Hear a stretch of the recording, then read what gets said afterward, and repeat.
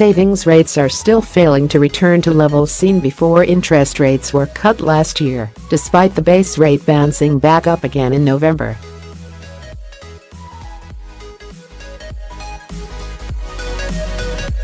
Rates have risen slightly following November's base rate rise from 0.25% to 0.5%, but they are still languishing behind those seen in July last year.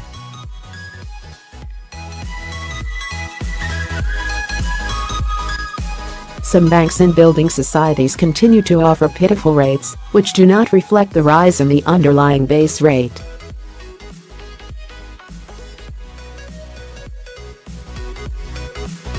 Fixed rates have risen most this year, with the average 5-year bond hitting 2.03%, the data from Moneyfacts shows.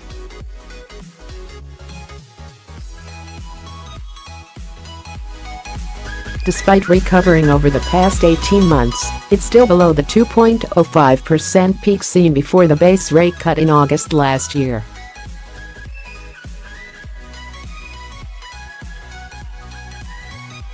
Short-term bonds rates have also risen, but remain below the July 2016 high. The average 1-year bond now stands at 1.17%. In July 2016 it was 1.20%.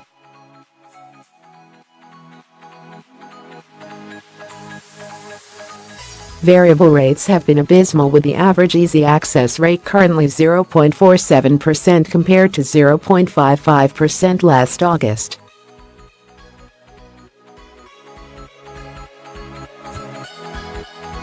Rachel Springall, finance expert at Moneyfacts, said, "This isn't very reassuring news."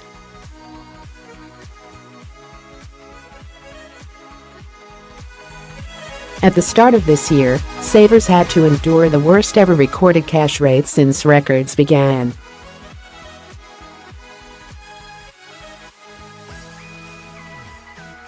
So, despite many savers choosing to start up a savings nest egg as a New Year's resolution, the average returns would have been just awful compared to years gone by.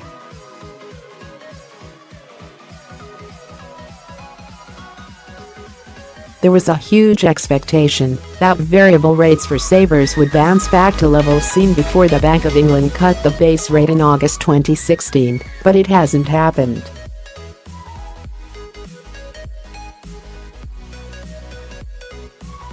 While it is true the market has improved in 2017, most of the effort has come from challenger banks, said Springall.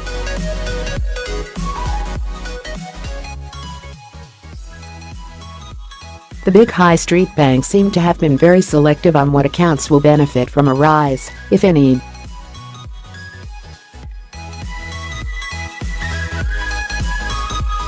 This is a bit of a backhanded approach, as many of the well-known brands were quick to cut rates in 2016.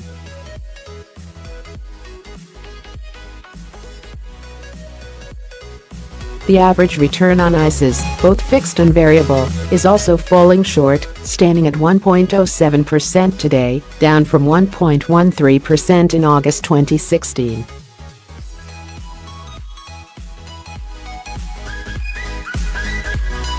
It's disappointing to see ISAs as an area of neglect, particularly as these vehicles used to be seen as a first port of call for savers, said Springall.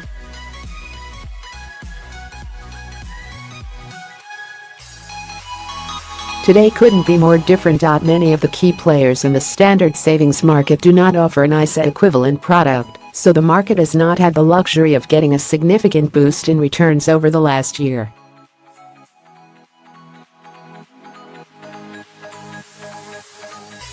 Earlier this week, the Office for National Statistics revealed inflation had breached the Bank of England's target, hitting 3.1% in November.